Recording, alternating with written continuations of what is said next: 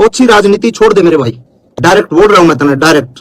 तेरी औकात नहीं है, तू मेरे फोन भी उठा ले, तेरी औकात है और कलाकारा का नुकसान कर सके को नू बता दे कि किस कलाकार का तेने भला करा। हमारी सरकार वो सारा कंटेंट हटा रही है जो हमारा कल्चर खराब कर रहे हैं। पहले समय रैना का शो, फिर मासूम शर्मा के गाने, लेकिन सरकार इन्हें कब हटाएगी जो हमारे कल्चर को प्रमोट कर रहे हैं। आज जंगल में मैं अपनी घास छील रही थी, मुझे एक सांप दिखाई दिया जो जल्दी से एक गुलाबी बिल के अंदर चला गया।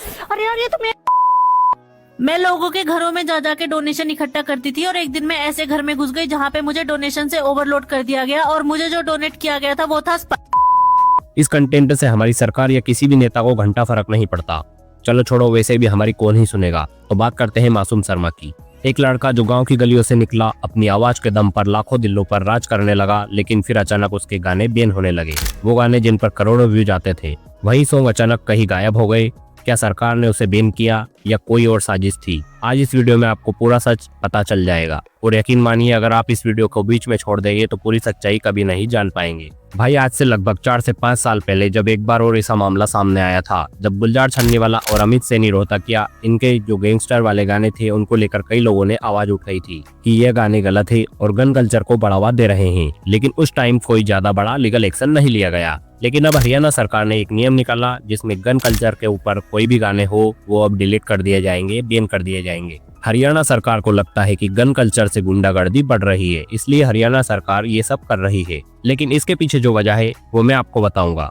उसके पहले आप कमेंट में बताओ कि आप मासूम भाई को सपोर्ट करते हो या नहीं। हरियाणा सरकार का ये नियम 2-3 महीने पहले आया था और आप सबको पता है कि हरियाणा में बहुत सारे गाने हैं जो गन कल्चर पर बनते हैं। अभी 4 से 5 दिन पहले मासूम शर्मा के बहुत से गाने डिलीट हो गए। जो छोटे मोटे गाने नहीं थे भाई, 100 मिलियन 150 मिलियन व्यूज वाले गाने थे जो डिलीट कर दिए गए। मतलब अब वो गाने यूट्यूब पर प्ले नहीं हो रहे, उन्हें इंडिया में बैन कर दिया गया। इस वीडियो में आपको मैं आगे बताऊंगा कि कौन कौन से गाने हैं जो डिलीट कर दिए गए। उससे पहले थोड़ा सा मासूम शर्मा के बारे में जान लेते हैं। मासूम शर्मा हरियाणा के एक मशहूर सिंगर है जिनकी आवाज ने हरियाणवी म्यूजिक इंडस्ट्री में तहलका मचा रखा है। उनका जन्म 27 मार्च 1951 को हरियाणा के जिंद जिले में हुआ। उन्होंने पढ़ाई के बाद म्यूजिक की दुनिया में कदम रखा और धीरे धीरे उनका नाम हर जगह छा गया। उनका पहला बड़ा हिट गाना था कोठे चढ़ ललकारूं, जिसने उन्हें हरियाणा का सुपरस्टार बना दिया। आपने भी कभी ना कभी उनका गाना सुना होगा। आपको मासूम शर्मा का कौन सा सॉन्ग पसंद है कमेंट में बताइए। मासूम शर्मा ने कई हिट गाने दिए जिनमें शामिल है कोठे चढ़ ललकारूं, ट्यूशन बदमाशी का, ईपी रूपा,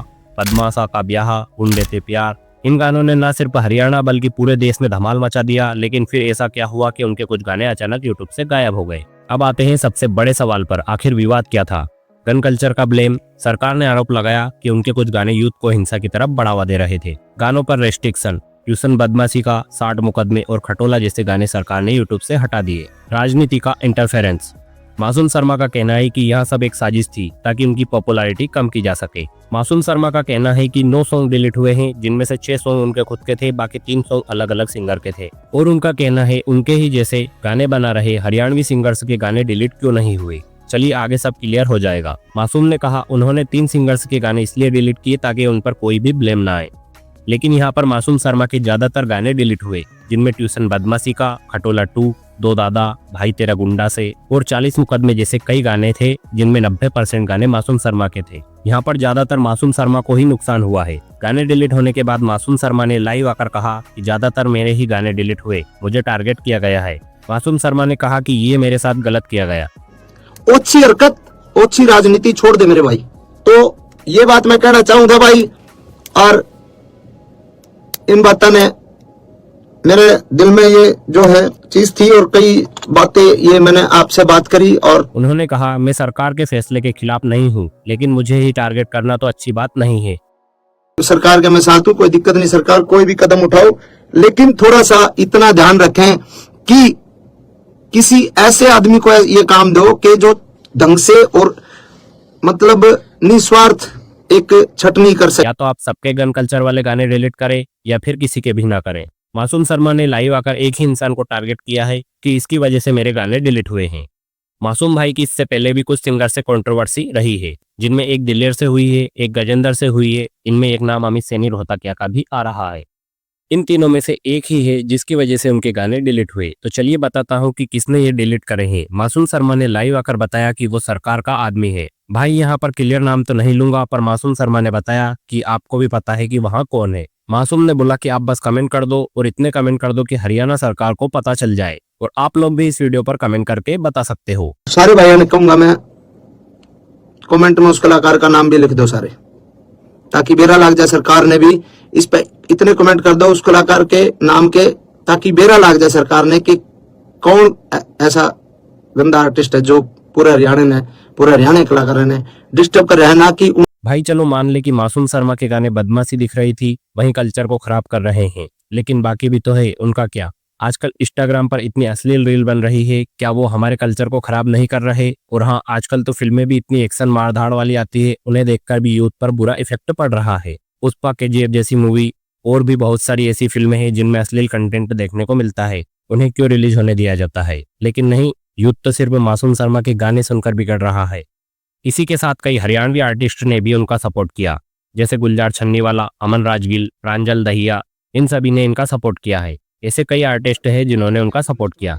गन कल्चर वाले गाने हैं वो हरियाणा सरकार ने बैन कर दिए। मासूम शर्मा के 2-3 गाने डिलीट हुए, एक भी हरियाणवी सिंगर का नाम बता देना जो फ्रंट में आके खुल के बोल रहा है कि मैं मासूम शर्मा को सपोर्ट कर रहा हूँ। इसके पहले भी उनके साथ काफी कंट्रोवर्सी रही है। 2021 में उन्हें जान से मार देने की धमकी मिली थी, और 2021 में एक महिला ने उनके ऊपर ब्लैकमेलिंग का आरोप लगाया, और एक बार उनके घर पर हवाई फायरिंग भी हुई। क्या आपको लगता है कि उनके गाने बैन करके सरकार ने सही किया? कमेंट में अपनी राय जरूर दें। जब किसी कलाकार के गाने बैन होते हैं तो इसका सीधा असर उसके करियर पर पड़ता है, लेकिन मासूम शर्मा ने हार नहीं मानी। उन्होंने कहा कि वो जल्द ही एक और धमाकेदार गाने के साथ वापसी करेंगे। वहाँ आप ऐसे गानों पर काम कर रहे हैं जो विवादों से दूर हो लेकिन उतने ही दमदार भी हो। क्या आप मासूम शर्मा के नए गाने का इंतजार कर रहे हैं? अगर हाँ तो इस वीडियो को लाइक करें।